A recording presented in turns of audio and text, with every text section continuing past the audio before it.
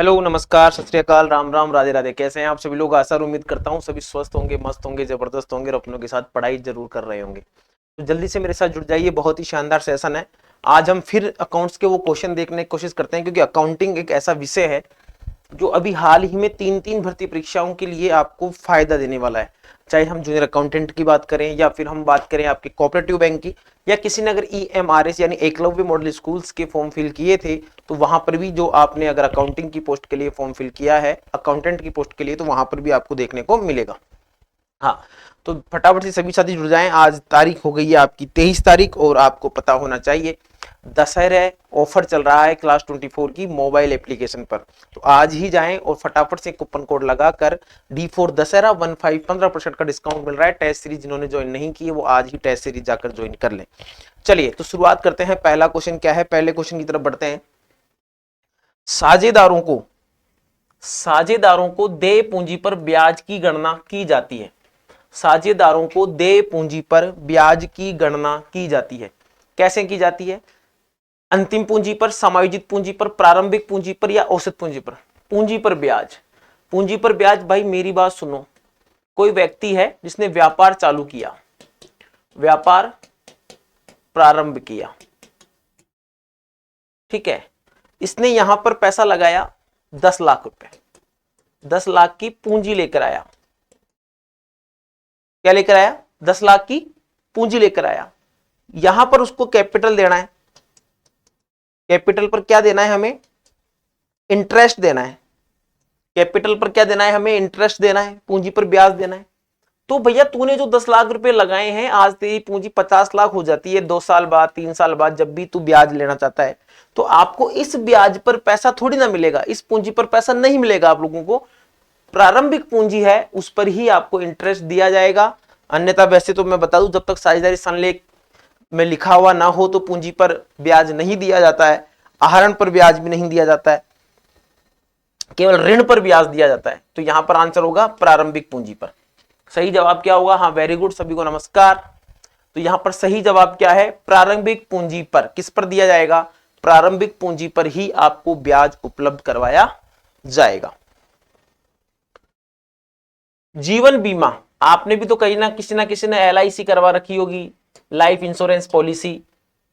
जीवन बीमा कराने के लिए निम्नलिखित में से मुख्य कार्य क्या है? जीवन बीमा कराने के मुख्य कार्य क्या हैं?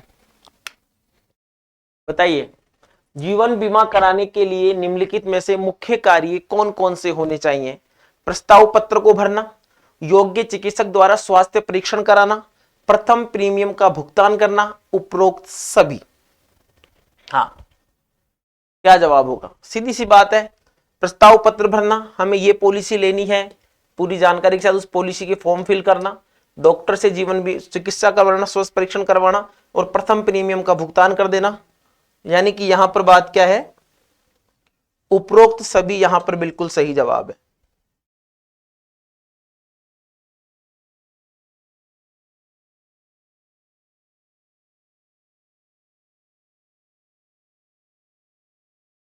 उपरोक्त सभी यहां पर बिल्कुल सही जवाब है। अगले क्वेश्चन की तरफ बढ़ते हैं।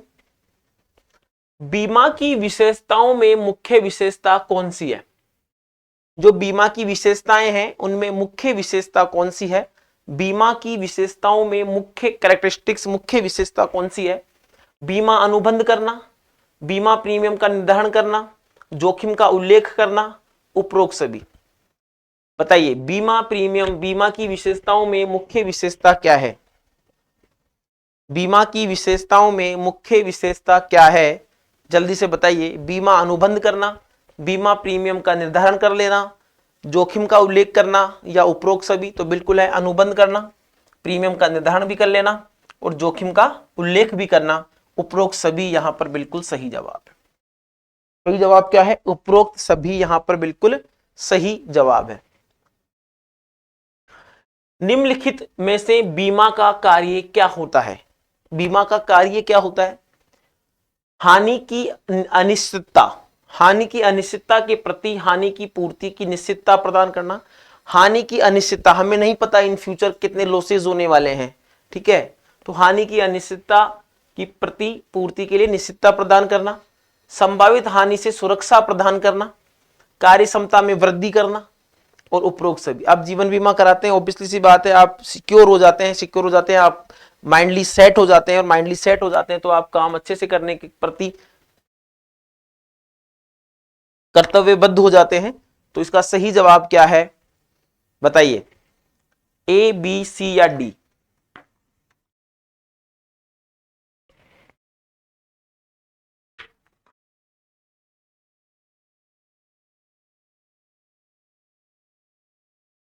का सही जवाब है उपरोक्त सभी। American institute of certified public accountants के खालिस्तान ने लेखांकन के कार्यों का उल्लेख किया है। लेखांकन सिद्धांत बोर्ड ने, अकाउंटिंग प्रिंसिपल्स बोर्ड, लेखांकन अवधारणा बोर्ड ने, लेखांकन मानक बोर्ड ने, उपरोक्त में से कोई नहीं। क्वेश्चन नंबर 73 का जवाब क्या होगा, जल्दी से बताइए।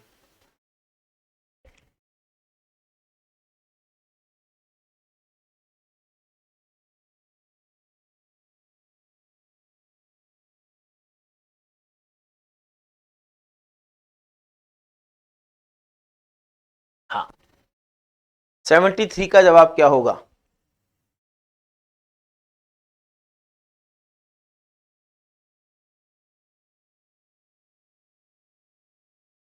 तो American institute of certified public accounts के द्वारा दोस्तों लेखांकन सिद्धांत बोर्ड, सही जवाब क्या होगा, लेखांकन सिद्धांत बोर्ड।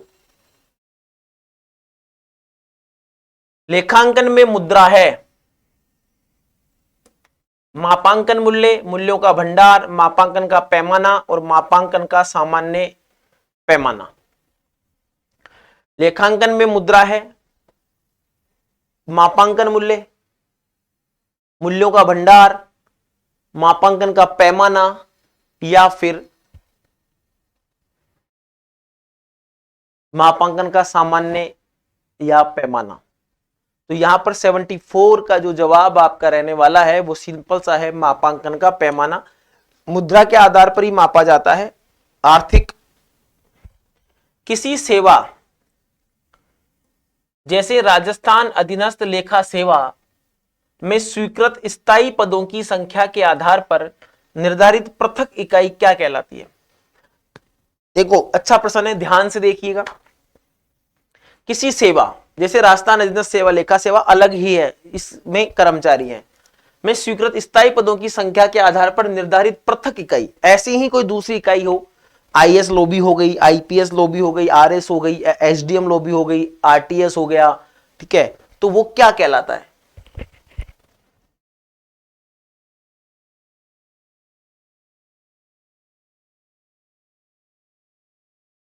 तो वो कहलाता है कैडर।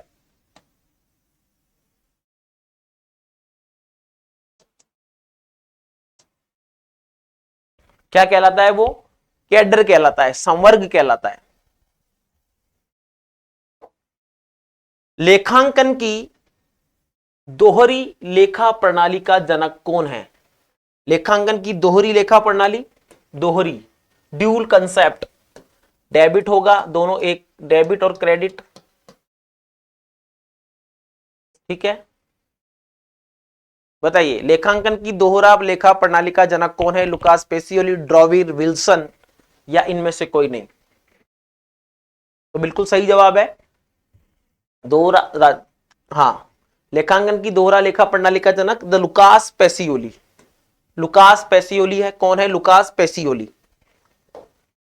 अंकेक्षण का अर्थ लेखों, संबंधित ब्योरों एवं प्रपत्रों के परीक्षण से है। मुद्रा एवं मुद्रा की तुल्य किसी वस्तु के हस्तांतरण से है। व्यापारिक लेन देनों का उचित खातों में दर्ज करने से है। उपयुक्त सभी बिंदुओं से है। अंकेक्षण का अर्थ क्या है? अंकेक्षण का अर्थ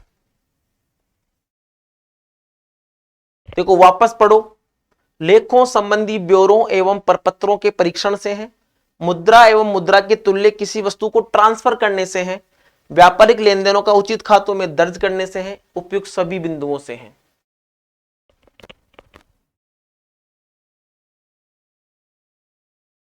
अंकेक्षण का अर्थ तो ऑप्शन नंबर ए लेखों, संबंधित ब्यौरों एवं प्रपत्रों के परीक्षण से है। किससे है? प्रपत्रों के परीक्षण से।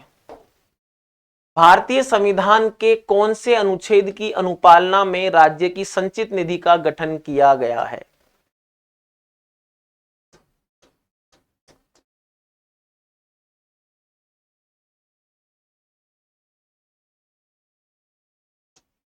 बताइए। 266(1), 266(2), 267(2। बताइए सही जवाब क्या होगा? वेरी गुड, फटाफट से बताइए सही जवाब क्या होगा।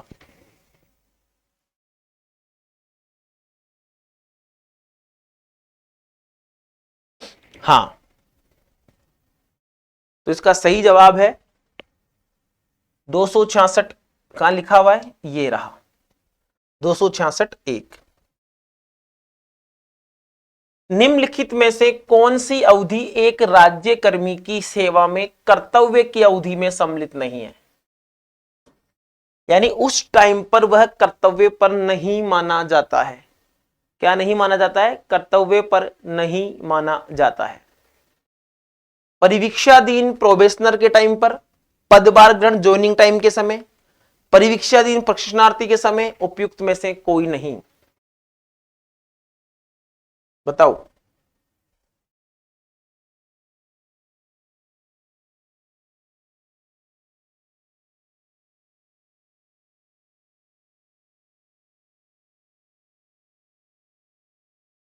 हाँ, तो देखिए जब वो प्रोबेशनर में रहता है, जॉब लगता है, आप जॉब लगेंगे, प्रोबेशन में रहेंगे,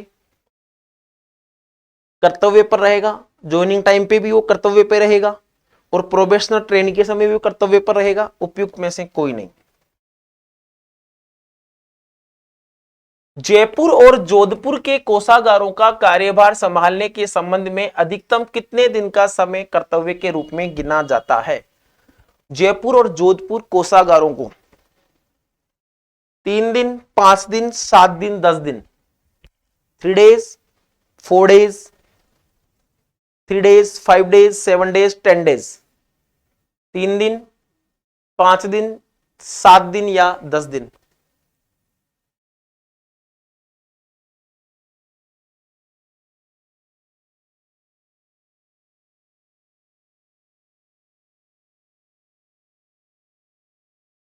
सही जवाब क्या है?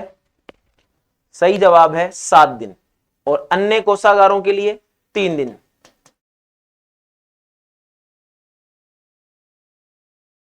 अन्य कोषागारों के लिए 3 दिन और जयपुर और जोधपुर के लिए 7 दिन।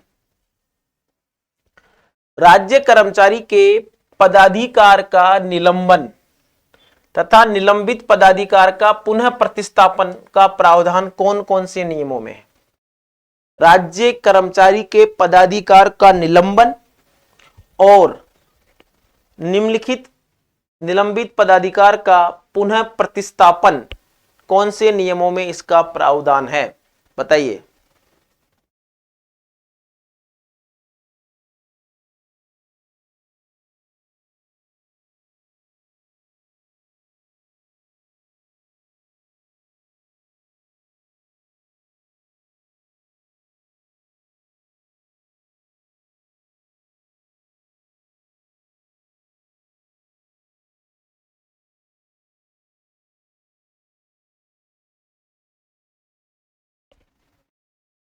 नियम नंबर 17।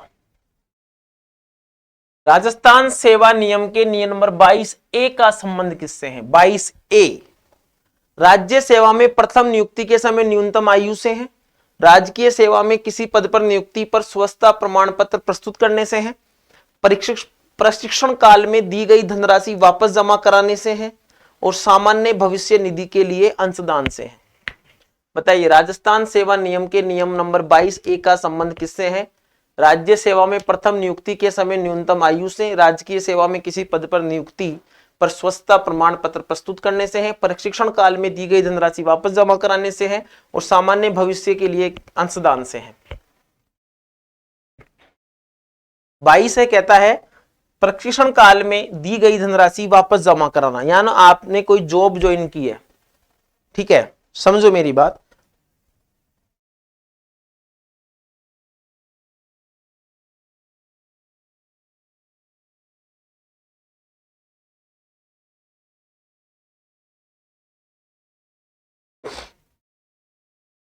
आपने कोई जॉब ज्वाइन की है, आपने जो भी 6 महीने 7 महीने 8 महीने 2 साल आपके ऊपर पैसा खर्च किया है गवर्नमेंट ने ट्रेनिंग के तौर पर, 2 साल बाद आप जॉब छोड़कर दूसरी जॉब में शिफ्ट होना चाहते हैं, तो आपको जो प्रोबेशन में पैसा दिया गया है वह आपको दोस्तों वापस लौटाना पड़ेगा।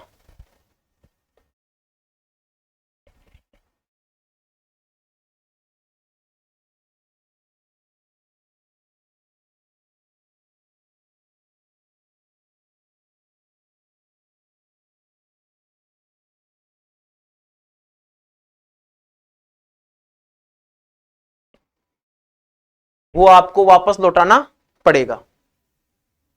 आगे देखो, निम्नलिखित में से सही विकल्प का चयन कीजिए।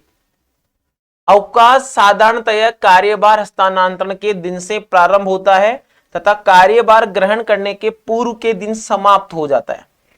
ठीक है, प्रत्येक कर्मचारी को अपने अवकाश प्रार्थना पत्र में अपना अवकाश का पता लिखना चाहिए कि मैं छुट्टियों में कहां पर रहूंगा। अवकाश के साथ सार्वजनिक अवकाशों का संयोजन किया जा सकता है। उपरोक्त सभी सही जवाब बताओ क्या होगा।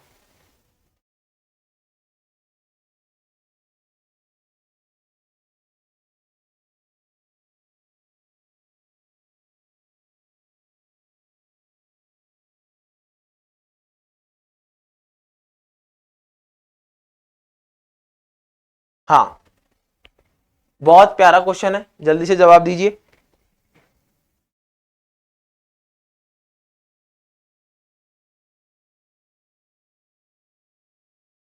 हाँ, क्वेश्चन नंबर 83 का जवाब क्या होगा बताइए। तो सभी हैं। वापस समझ लो क्वेश्चन को, अगर आप अवकाश से संबंधित है, कार्यभार हस्तांतरण होगा उस दिन से उसको अवकाश मिलना प्रारंभ हो जाएगा, कार्यभार ग्रहण करने के पूर्व के एक दिन समाप्त हो जाता है, बिल्कुल सही है, तभी तो अगले दिन ज्वाइन करेगा। प्रत्येक कर्मचारी को अपने अवकाश प्रार्थना पत्र में अपना अवकाश का पता लिखना चाहिए और अवकाश के साथ सार्वजनिक अवकाशों का संयोजन भी किया जा सकता है। क्वेश्चन बड़ा है, दिक्कत मत लेना, क्वेश्चन बड़ा है इसका मतलब नहीं घबराना नहीं है। एक कर्मचारी द्वारा अपने पद के कार्य के साथ साथ दूसरे पद का अतिरिक्त कार्य यानी दोहरा कार्य करने के लिए विशेष वेतन स्वीकृति करने के लिए क्या क्या चीजें हैं। अवकाशों के पूर्व के सार्वजनिक अवकाश प्रीफिक्स को दोहरी व्यवस्था की अवधि में शामिल किया जाना चाहिए, परंतु बाद के सार्वजनिक अवकाश को नहीं किया जाना चाहिए। अवकाशों के बाद की सार्वजनिक अवकाश अवधि को दोहरी व्यवस्था की अवधि में शामिल किया जाए, परंतु पूर्व की सार्वजनिक अवकाश अवधि को नहीं किया जाए। दोनों अपने उल्टा पुल्टा दे रहे, पहले पहले वाले को पढ़ा फिर बाद वाले को। तीसरा है, अवकाशों के पूर्व एवं बाद की सार्वजनिक अवकाश अवधि को दोहरी व्यवस्था की अवधि में शामिल किया जाए। अवकाशों के पूर्व एवं बाद की सार्वजनिक अवकाश की अवधि प्रीफिक्स एंड सफिक्स को दोहरी व्यवस्था की अवधि में शामिल किया जाए। उपयुक्त में से कोई नहीं, बताओ।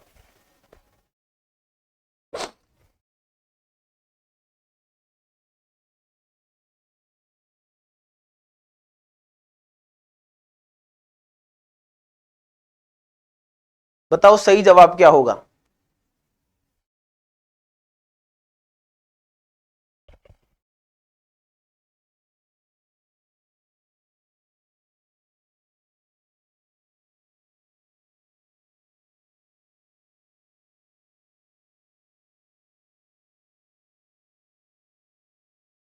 हाँ, तो इसका सही जवाब होगा अवकाशों के पूर्व एवं बाद की सार्वजनिक अवकाश अवधि को दोहरी व्यवस्था की अवधि में शामिल किया जाना चाहिए।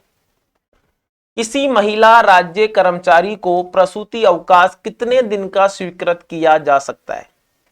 किसी महिला राज्य कर्मचारी को प्रसूति अवकाश कितने दिन का, 200 दिन, 300 दिन, 180 दिन, 250 दिन, बताइए। किसी महिला राज्य कर्मचारी को प्रसूति अवकाश कितने दिन का स्वीकृत किया जा सकता है, 200, 300, 180 और 250 दिन। तो वो होगा 180 दिन यानी कि 6 माह। यहीं पर महिला की जगह पुरुष को 15 दिन। कितनी बार, 2 बार। पितृत्व अवकाश कितने दिन तक और कितनी बार स्वीकृत किया जा सकता है? पितृत्व अवकाश, पितृत्व अवकाश कितने दिन तक और कितनी बार स्वीकृत किया जा सकता है? 15 दिन 3 बार, 15 दिन का 2 बार, 10 दिन का 3 बार और 10 दिन का 2 बार। पितृत्व अवकाश कितने दिन तक और किसकी कितनी बार? कितने दिन तक और कितनी बार?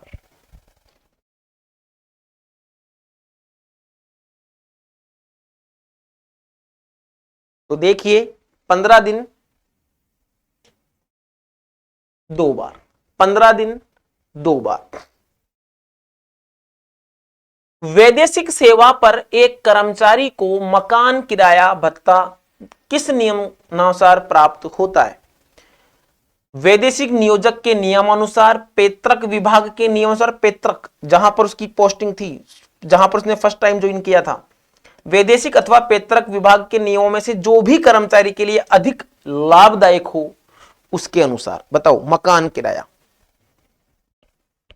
मान लो उसने राजस्व विभाग में ज्वाइन किया, उसको वित्त विभाग में भेज दिया गया, एक वैदेशिक सेवा हो जाती है।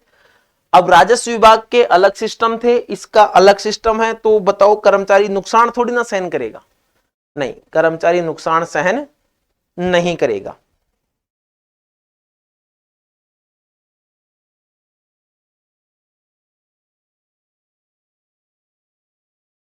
कर्मचारी नुकसान सहन नहीं करेगा। इसी वजह से वैदेशिक अथवा पैतृक विभाग के नियमों में से जो भी कर्मचारी के लिए ज्यादा बेनिफिशियल हो, अधिक लाभदायक हो। वैदेशिक सेवा पर एक कर्मचारी को यात्रा भत्ता, वहां मकान किराया भत्ता था, यहां यात्रा भत्ता किसके अनुसार? वही वैदेशिक पैतृक दोनों में से जो अधिक लाभदायक हो। बताओ, क्वेश्चन नंबर 88। क्वेश्चन नंबर 88 का जवाब क्या होगा?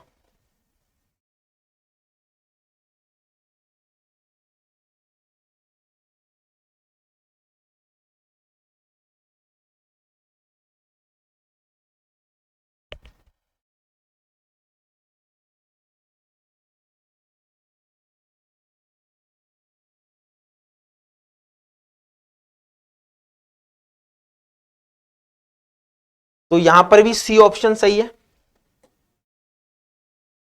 कर्मचारी के स्थानीय निधि की सेवा में एब्जॉर्प्शन के समय 10 वर्ष से कम की ही पेंशन योग्य सेवा पूर्ण हो तो उसे मिलने वाला लाभ।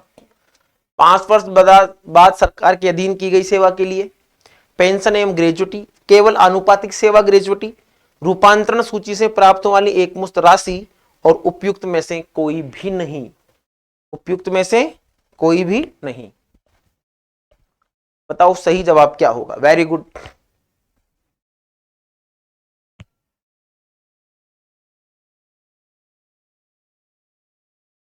हाँ, क्वेश्चन नंबर 89 का जवाब क्या होगा? तो देखिए, केवल आनुपातिक सेवा ग्रेच्युटी, केवल आनुपातिक सेवा ग्रेच्युटी के आधार पर। इनमें से कौन सा स्वायत्त शासी निकाय या निगम नहीं है? इनमें से कौन सा स्वायत्त शासी निगम नहीं है? नगर निगम, राजस्थान माध्यमिक शिक्षा बोर्ड, स्थानीय निकाय विभाग और विश्वविद्यालय।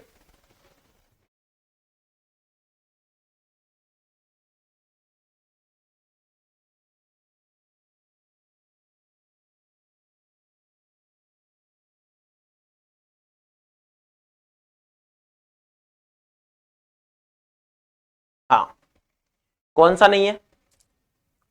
स्वायत्त शासी संस्था, स्थानीय निकाय विभाग। कर्मचारी की मूल सेवा पुस्तिका किसी कारण खो जाती है, सर्विस बुक। कर्मचारी की मूल सेवा पुस्तिका किसी कारणवश खो जाती है, पूर्व पदस्थापन कार्यालयों से विवरण प्राप्त कर नई सेवा पुस्तिका बनाई जाएगी। यदि कर्मचारी के पास सत्यापित फोटोकॉपी उपलब्ध हो तो उससे प्रयोग किया जा सकेगा। मिलने तक कोई कार्रवाई नहीं होगी। उपयुक्त में से कोई नहीं। बताइए।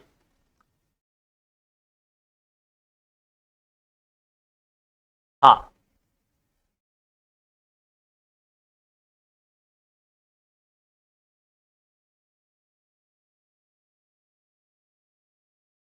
यदि कर्मचारी के पास सत्यापित फोटोकॉपी उपलब्ध हो तो उसे प्रयोग में लिया जा सकेगा, उसे प्रयोग किया जा सकेगा। निम्न में से कौन सी घटना कर्मचारी की सेवा पुस्तिका में रिकॉर्ड किए जाने योग्य नहीं है? निलंबन, कोई भी कार्रवाई होगी रेड लाल पेन फिरेगा भैया। वेतन वृद्धि कब कब हुई? उपार्जित अवकाश कितने लिए? आकस्मिक अवकाश। बताओ क्या जवाब करेंगे? कौन सा नहीं? ये आपके भी काम आएगा, जॉब लोगोगे ना तो आपको पता होना चाहिए कि मेरी सर्विस बुक में कौन सी चीज एंट्री हो सकती है, कौन सी चीज की एंट्री नहीं हो सकती है। तो बताइए। आकस्मिक अवकाश, आकस्मिक अवकाश के बारे में सर्विस बुक में नहीं लिखा जाता, बाकी उपार्जित अवकाश हो, वेतन की वृद्धि हो या फिर आपका निलंबन हो। राजस्थान सेवा नियम 17 किससे संबंधित है? राजस्थान सेवा नियम 17 पदाधिकार को निलंबित करने की शक्ति, पदाधिकार के स्थानांतरण की शक्ति, अधिकारी कर्मचारियों के स्थानांतरण आदेश संबंधी, महिला अभ्यर्थी के चिकित्सा प्रमाण पत्र संबंधी। बताइए।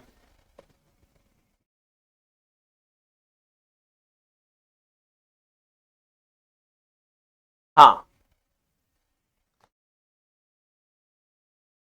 किससे संबंधित है? राजस्थान सेवा नियम 17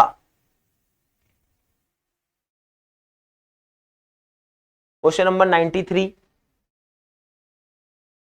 पदाधिकार को निलंबित करने की शक्ति।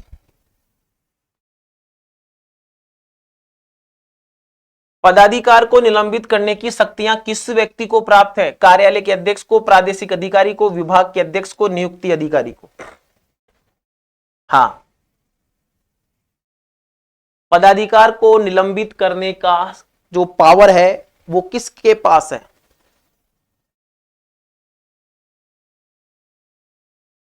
कार्यालय के अध्यक्ष को, प्रादेशिक प्राधिकारी को, विभाग अध्यक्ष को, नियुक्ति अधिकारी को। नियुक्ति अधिकारी को। किसको है? नियुक्ति अधिकारी को। राजस्थान राज्य पथ परिवहन निगम के द्वारा 50 वाहन चालकों के चयन के पश्चात निश्चित राशि स्टाइफंड के रूप में दिए जाने पर वह कर्मचारी क्या कहलाएगा? 50 वाहन चालकों के चयन के पश्चात निश्चित राशि स्टाइफंड के रूप में दिए जाने पर कर्मचारी क्या कहलाएगा? प्रोबेशनर, प्रोबेशनर ट्रेनी, अप्रेंटिस और उपयुक्त सभी। बताइए। क्वेश्चन नंबर 95 का सही जवाब क्या है? वह कहलाएगा अप्रेंटिस। क्या कहलाएगा? अप्रेंटिस कहलाएगा। क्या कहलाएगा? अप्रेंटिस कहलाएगा। 26 जनवरी एवं 15 अगस्त को 26 जनवरी एवं 15 अगस्त को अवकाश घोषित किया जाता है औद्योगिक श्रमिकों के लिए नेगोशिएबल इंस्ट्रूमेंट एक्ट के तहत, राष्ट्रीय दिवस अधिनियम के तहत, सेवा नियमों के तहत, राजकीय विज्ञप्ति द्वारा। बताइए।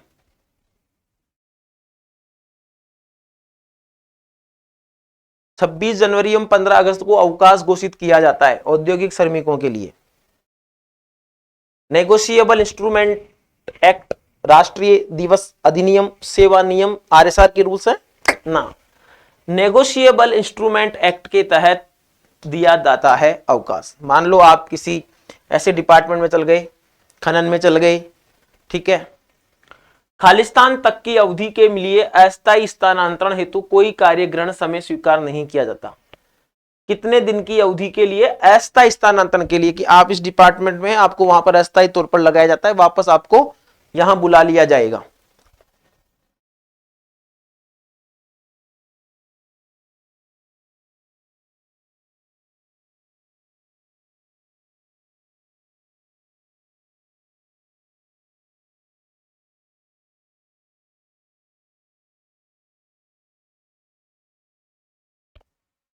कितने दिन के लिए?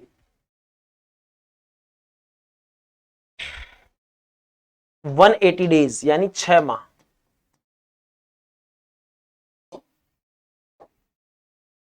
राज्य सिविल सेवा कार्य ग्रहण काल नियम 1981 निम्न में से किस पर प्रभावी नहीं होते? राज्य सिविल सेवा कार्य ग्रहण काल निम्न में से किस पर अप्लाई नहीं होते? वर्क चार्ज कर्मचारी, आकस्मिक व्यय मद से भुगतान किए जाने वाले कर्मचारी, अनुबंध के आधार पर भर्ती किए गए कर्मचारियों एवं सरकार की पूर्णकालिक सेवा में नहीं होने वाले व्यक्तियों पर, उपरोक्त सभी पर।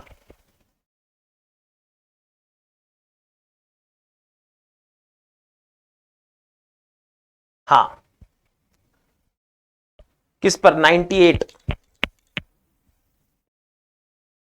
तो इस पर भी लागू होंगे, प्रभावी नहीं होंगे, इस पर भी नहीं होंगे, इस पर भी नहीं होंगे, उपयुक्त सभी। राजस्थान सेवा नियम के किस नियम में पदाधिकार के निलंबन का प्रावधान है? पदाधिकार के निलंबन का प्रावधान है, बताइए।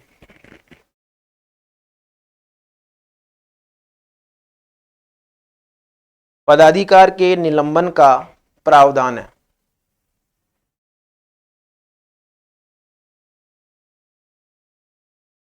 तो नियम नंबर 17।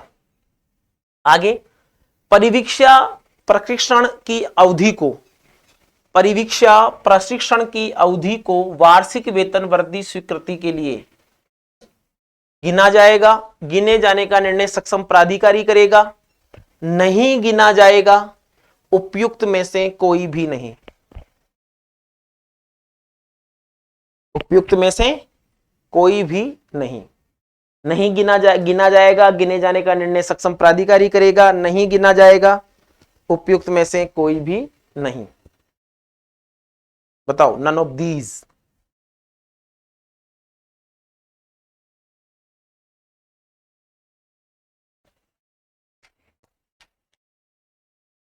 नहीं गिना जाएगा। निदेशक कोष एवं लेखा जब कोषागार में भेजे जाने वाले बिलों पर हस्ताक्षर करें तो इस प्रयोजनार्थ वह क्या कहलाएगा? निदेशक कोष एवं लेखा कोषागार में भेजे जाने वाले बिलों पर हस्ताक्षर करेगा तो वो किस हैसियत से करेगा? आहरण वितरण अधिकारी, डीडीओ, विभागाध्यक्ष, कार्यालय अध्यक्ष, उपरोक्त में से कोई भी नहीं। बताइए।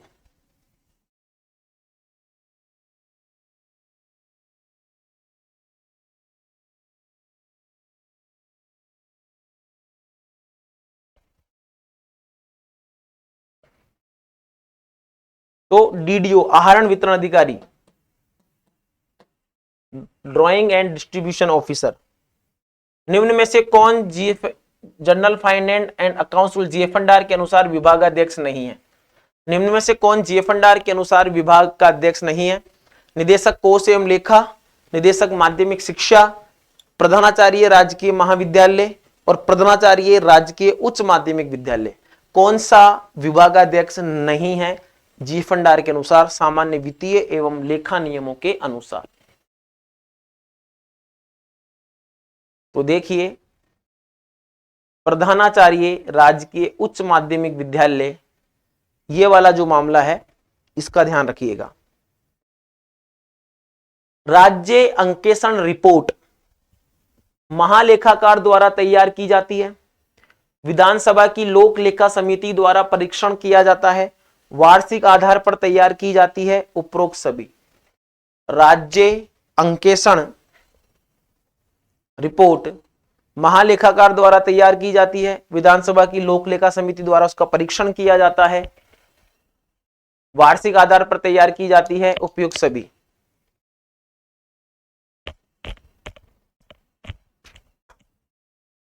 एक 103।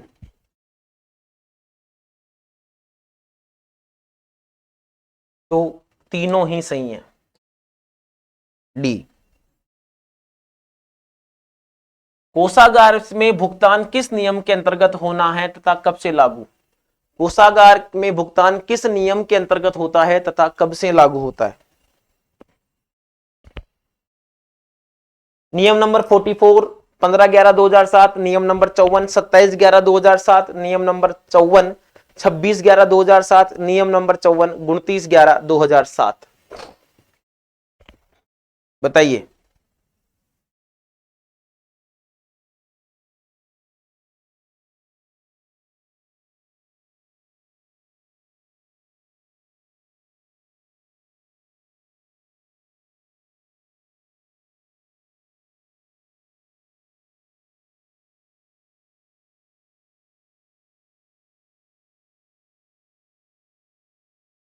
हाँ, क्वेश्चन नंबर 104, नियम 54, विभागाध्यक्षों द्वारा अपने अधीनस्थ किसी राजपत्रित अधिकारी को किस नियम के अंतर्गत कार्यालय अध्यक्ष घोषित किया जा सकता है? बताइए। हाँ, कार्यालय अध्यक्ष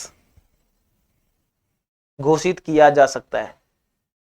विभागाध्यक्षों द्वारा अपने अधीनस्थ किसी राजपत्रित अधिकारी को किस नियम के अंतर्गत कार्यालय का अध्यक्ष हम घोषित कर सकते हैं?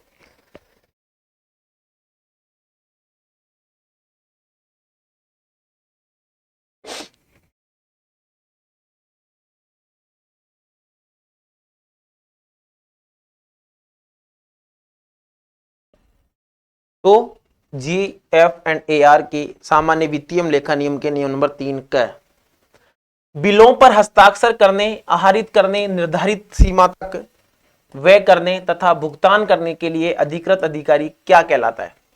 बिलों पर हस्ताक्षर करेगा, आहरित करने, निर्धारित सीमा तक व्यय करने तथा भुगतान करने के लिए अधिकृत अधिकारी कहलाता है कार्यालय अध्यक्ष, आहरण वितरण अधिकारी, नियंत्रण अधिकारी और राजपत्रित अधिकारी। बताइए।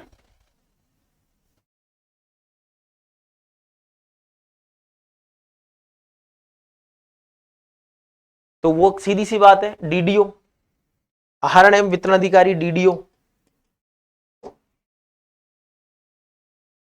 GF&AR के अनुसार बैंक की परिभाषा में सम्मिलित बैंक शाखा की विशेषता क्या होनी चाहिए?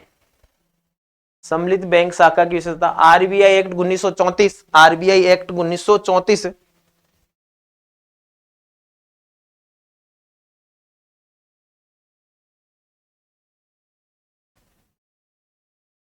आरबीआई एक्ट 1934 के तहत कार्य करना, राजकीय लेन देन हेतु अधिकृत होना, आरबीआई के एजेंट के रूप में कार्य करना और उपयुक्त सभी। हाँ, जल्दी से बताओ। Very good.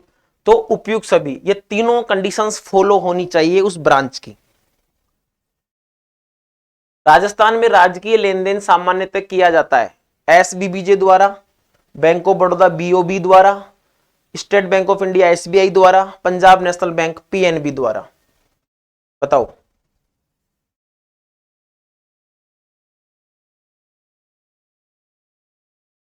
राजस्थान में राजकीय लेन देन सामान्यतः किसके द्वारा किया जाता है?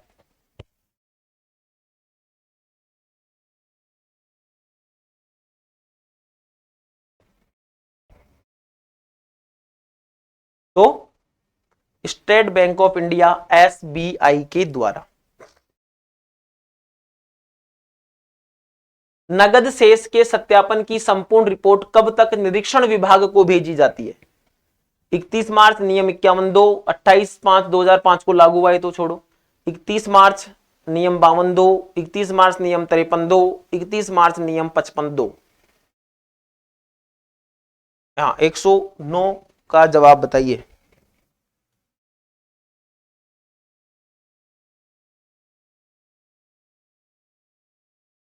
हाँ,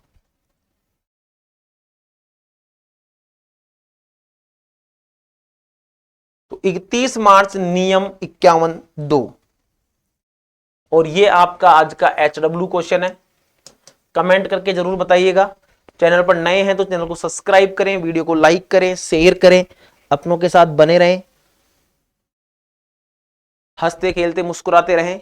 साथ ही क्लास 24 की सभी जितनी भी अपनी ऑनलाइन क्लासेस हैं, कोर्सेज हैं, टेस्ट सीरीज हैं, ई बुक्स हैं, सब पर आज 15% का डिस्काउंट अवेलेबल है। तो आप क्लास 24 की मोबाइल एप्लीकेशन अपने फोन में इंस्टॉल कर लें और वहां पर जैसे पशु परिचर का बैच हुआ या अकाउंटेंट की टेस्ट सीरीज हुई, वहां पर जाकर आप D4 दशहरा 15 आज और कल भी ये ऑफर रहेगा। तो जल्दी से जल्दी ज्वाइन करें और अपने सपनों को और ऊंची उड़ान दें। धन्यवाद साथियों, मैं लेता हूं आपसे इजाजत। आज के लिए इतना ही। नमस्कार, जय हिंद, जय भारत।